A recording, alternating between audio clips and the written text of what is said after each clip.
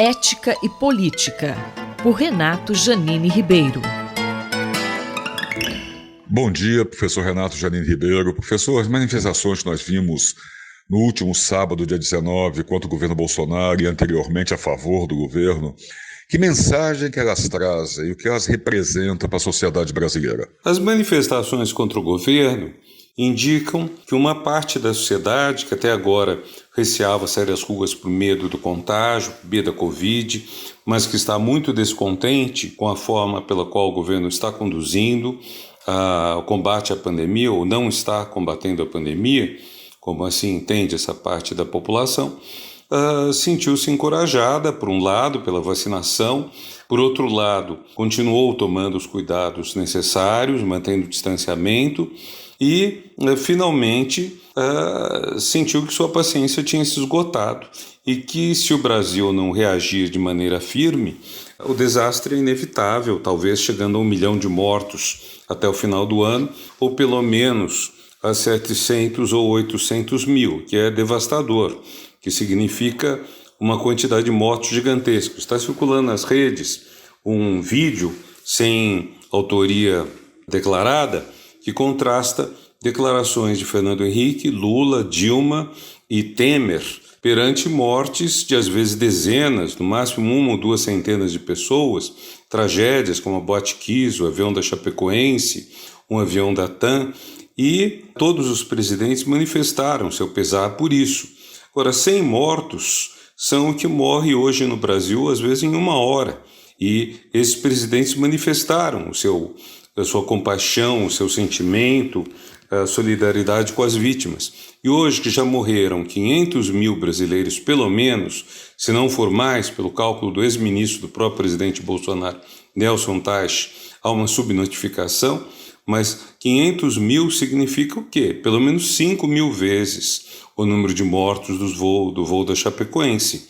E não houve manifestações de compaixão, de solidariedade, de apoio, não houve visitas do presidente a hospitais ou a postos de saúde, ao passo que ele faz suas festas com os motociclistas que o apoiam e outros. Então, penso que há um descontentamento que se expressa de maneira muito forte nisso tudo. Mas que problemas nós podemos ver nessas manifestações, professor? O problema que está nessas manifestações não é tanto o receio das pessoas de se exporem à Covid, ou não é apenas isso, que de fato tem um papel, mas é o fato de que aqueles que são contra as políticas do atual governo, sobretudo no tocante aos direitos humanos, à saúde, à educação, ao meio ambiente, enfim, a tudo que tem importância social, estão ainda divididos pelo trauma de 2015 e 2016. Uma parte, mais à esquerda, não tolera o que chama de golpe de Estado e destituiu o presidente Dilma por muito menos do que Bolsonaro fez. Outra parte não se arrepende do que fez na época e procura o que chama de terceira via, que seria um candidato que não fosse nem de esquerda, Lula, nem de extrema-direita, Bolsonaro, e está muito difícil unir essas pessoas numa pauta positiva, porque a pauta de combate às políticas do atual governo, a pauta de luta pela vida, pela vacina, pelo distanciamento físico, pelo auxílio emergencial, é uma pauta que pode unir muita gente, mas que tem discrepâncias sobretudo no que diz respeito à política econômica. Quer dizer, há uma parte da sociedade que desaprova as políticas econômicas conduzidas por Temer e Bolsonaro e a outra parte que apoia. E isso torna muito difícil uma união desses dois segmentos. Resumindo, nós temos hoje 3 grupos políticos no Brasil. Um grupo à extrema-direita, que apoia o atual governo, um grupo à direita, que se autodenomina centro e que deseja políticas econômicas não tão distantes das do atual governo, mas com mais competência, porém repudia a barbárie, e finalmente um grupo que é contra a barbárie, pela inclusão social e contra as políticas econômicas ditas neoliberais. E unir esses 2 últimos grupos é difícil. Este foi o professor Renato Janine Ribeiro, que falou com Marcelo Hollenberg para a Rádio USP. Ética e Política, por Renato Janine Ribeiro. Reflexão Econômica, por Luciano Nakabashi. Professor, hoje vamos falar sobre a nova lei de improbidade administrativa.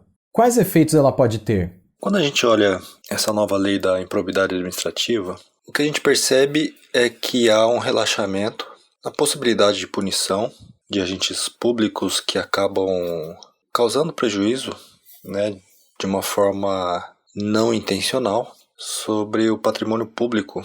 E então é preciso provar que existe a intenção, o dolo, né?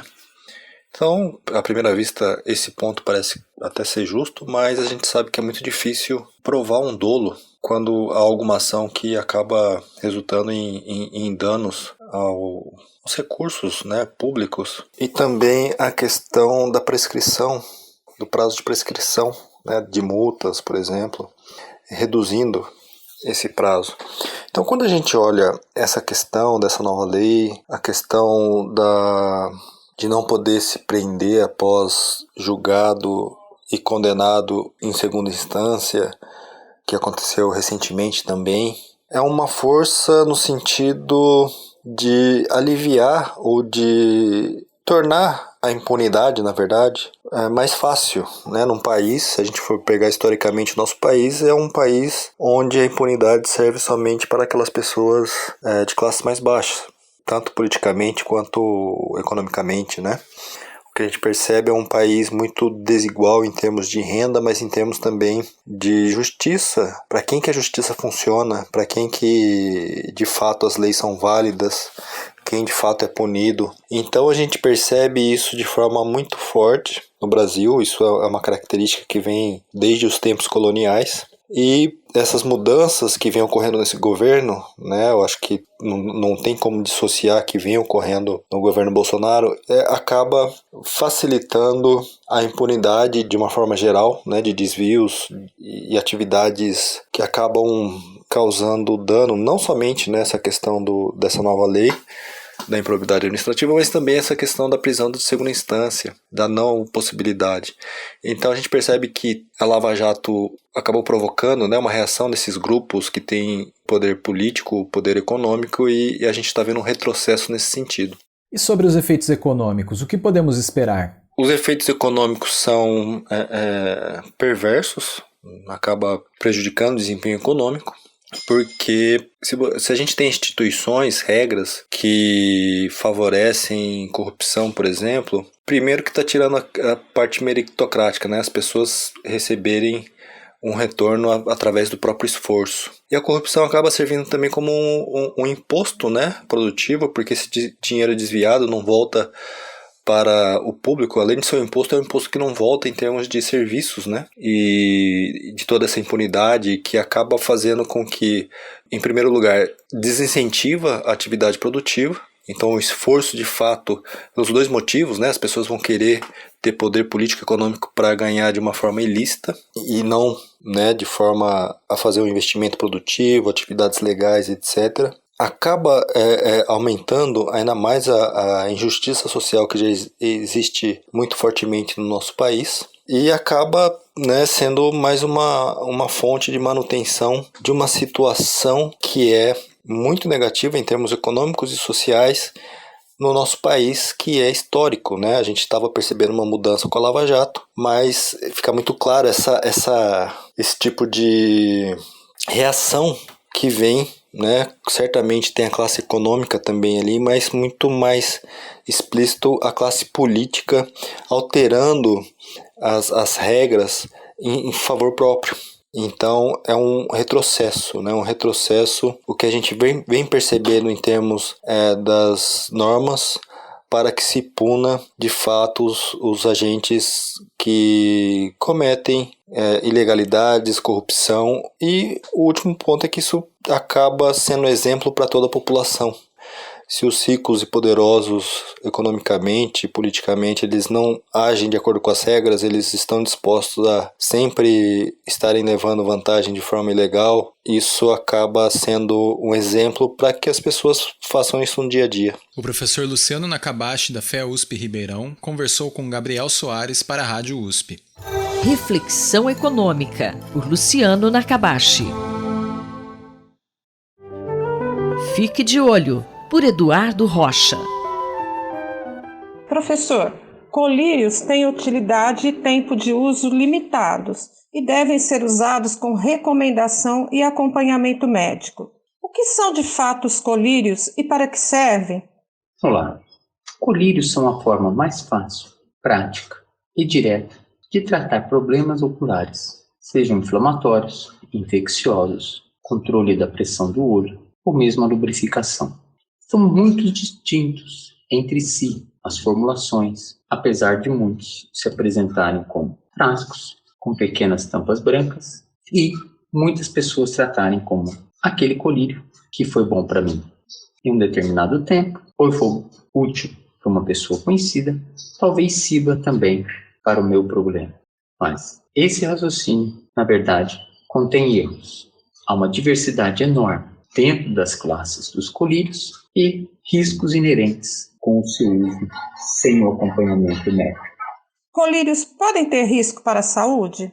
Colírios muito popularmente utilizados são os descongestionantes, aqueles que clareiam os olhos vermelhos. Eles, por si só, trazem alguns riscos que devemos comentar. Um deles é adquirir tolerância, ou seja, perder a eficácia de clarear o olho quando utilizados por muito tempo. O outro é chamado efeito rebote. Uma vez suspenso o uso, o problema da vermelhidão ocular volta, não porque há uma agressão, um novo problema ou a persistência da doença, mas simplesmente porque o colírio represou, conteve os mediadores inflamatórios que agora voltam a se manifestar.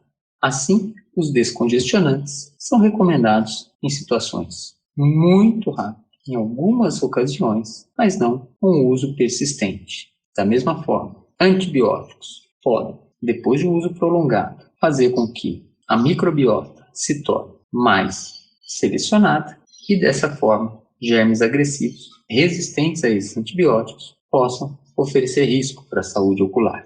Os colírios que tiram a dor, muitos deles precisam estar sob estrito acompanhamento médico. O fato de serem úteis para remover a dor em pequenos procedimentos cirúrgicos em situações muito rápidas, delicadas, durante alguns exames, não faz com que sejam seguros e úteis pelo uso individual em situações de dor recorrente. Eles modificam fortemente a biologia dos tecidos das células oculares, fazendo com que elas sofram com o seu uso persistente. E assim, muitas vezes, um pequeno problema doloroso com o uso persistente de colírios analgésicos pode fazer até com que situações graves se instalem no olho que recebeu esse colírio anestésico. Por fim, os colírios à base de corticoide são muito utilizados em oftalmologia, mas podem, em algumas situações, elevar a pressão intraocular, ocasionando glaucoma ou produzir a opacidade do cristalino, fazendo com que apareça a catarata. Dessa forma, o seu uso deve ser feito com recomendação, acompanhamento e monitoramento pelo médico desses eventuais possíveis efeitos colaterais. Assim, colírios são formas úteis de chegar ao olho de forma terapêutica, sem expor o indivíduo e os seus outros órgãos a problemas correlacionados a esses remédios, mas devem ser utilizados com cautela, recomendação e acompanhamento do profissional médico. Os riscos de redução da visão, agravamento de doenças ou que o seu uso paliativo, na verdade, retarde um diagnóstico efetivo e um tratamento eficaz, são muito grandes quando não há esse monitoramento do médico sobre o efeito dos colírios nos olhos. Muito obrigado. Acabamos de ouvir o professor Eduardo Rocha, da Faculdade de Medicina da USP em Ribeirão Preto. Rosimeire Talamone para a Rádio USP. Fique de olho, por Eduardo Rocha. Globalização e Cidadania, por Pedro Dalari. Bom dia, professor Pedro Dalari. Professor, o Brasil chegou essa semana a 500 mil mortos pela Covid-19. É uma marca trágica que nos leva a uma série de reflexões, não é verdade? Na semana em que se chegou ao número estarrecedor de 500 mil mortos de Covid-19 no Brasil, cabe uma reflexão sobre os desdobramentos desta situação trágica e as perspectivas para o futuro. E aqui, uma nota especial deve ser dedicada à proteção das crianças diante da situação ainda muito grave do trabalho infantil em todo o mundo. A Organização Internacional do Trabalho, a OIT, e a UNICEF, que é o Fundo das Nações Unidas para a Criança, acabam de divulgar um relatório, foi disponibilizado agora no dia 10 de junho, que aborda justamente a situação do trabalho infantil no mundo, com dados muito atualizados de 2020, e as tendências do que pode acontecer e do que deve ser feito para minimizar essa situação terrível. É importante lembrar que a OIT e a UNICEF são responsáveis pelo monitoramento no chamado Objetivo 8 dos Objetivos do Desenvolvimento Sustentável, ODS, que o Objetivo 8 trata do trabalho decente, do crescimento econômico. Essas duas entidades são responsáveis pelo monitoramento do item 8.7, que, entre outras metas, tem a finalidade de adoção de medidas que até 2025 gerem o fim do trabalho infantil em todas as suas formas. E o que diz, professor, esse relatório da OIT e da UNICEF? O relatório da OIT e da UNICEF não é muito positivo, muito pelo contrário, aponta uma piora substancial do quadro do trabalho infantil em alguns lugares do mundo e a indicação de que desde 2016 não há mais evolução e o número se mantém estável, com cerca de 160 milhões de crianças e jovens de 5 a 17 anos em situação de trabalho infantil, das quais 80 milhões em trabalho perigoso. O quadro na América Latina se estabilizou em cerca de 6% a porcentagem de crianças e jovens de 5 a 17 anos em situação de trabalho infantil, que é bastante grande, mas é uma situação melhor ainda do que a da África subsaariana, que é a pior de todas as regiões do globo. A maior parte das crianças e jovens, adolescentes em situação de trabalho infantil, trabalha na sua própria unidade familiar e o setor agrícola é o que contempla a maior porcentagem de trabalho infantil em todo o mundo. O dado alarmante final do relatório é que, se não forem adotadas medidas para mitigar este número de crianças em situação de trabalho infantil, poderá haver uma elevação muito substanciosa entre 2020 e 2022. Do número de 160 milhões em 2020, pode-se chegar a 170 milhões se houver um incremento da pobreza, e isto está evidente pelos indicadores do mundo todo, e chegar até 200 milhões de crianças de 5 a 17 anos em situação de trabalho infantil, se a precariedade ainda for maior com as medidas de austeridade que muitos países vêm adotando.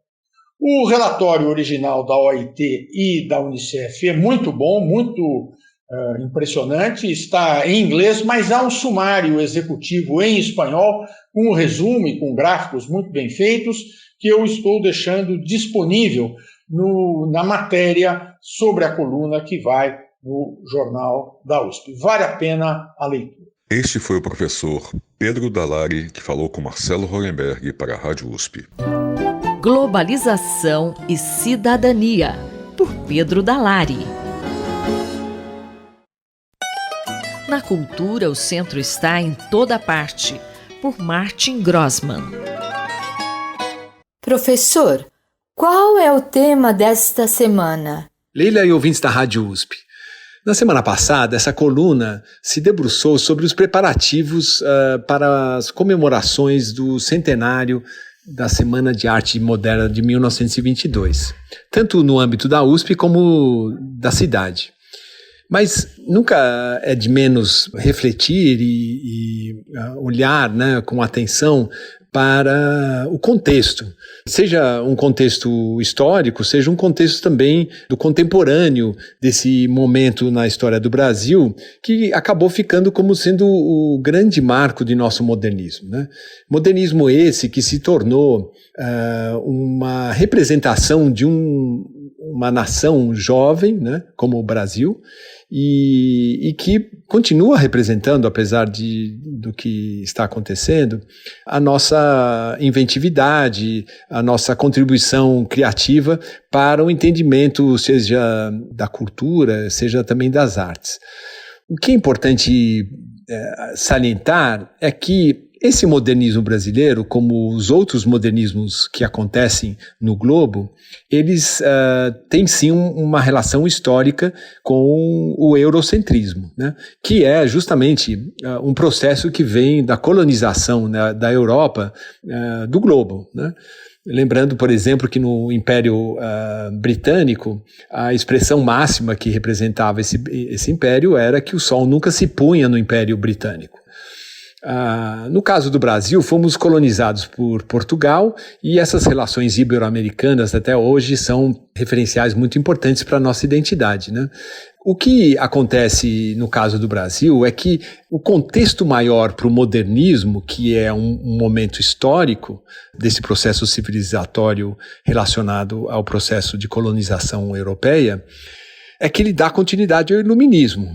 E ele representa muito claramente os valores de uma modernidade funcional, de uma modernidade atrelada à modernização, e realmente no Brasil esse processo que nunca deixou também de ser um processo criativo, crítico, de uma modernidade emancipatória, como nos lembra Sérgio Paulo Rouanet, né, dessa relação entre a funcionalidade do moderno e o fato, o dado de emancipação, da liberdade, da democracia, do espírito republicano, né, enfim, dos direitos humanos. Então, há uma conjunção bastante interessante entre essa relação mesmo de progresso, de modernização, com um processo de crítica que acompanha esse processo, né? No Brasil, isso começa a, de fato, se estabelecer com uma figura ímpar, que é Machado de Assis. Então, nós estamos falando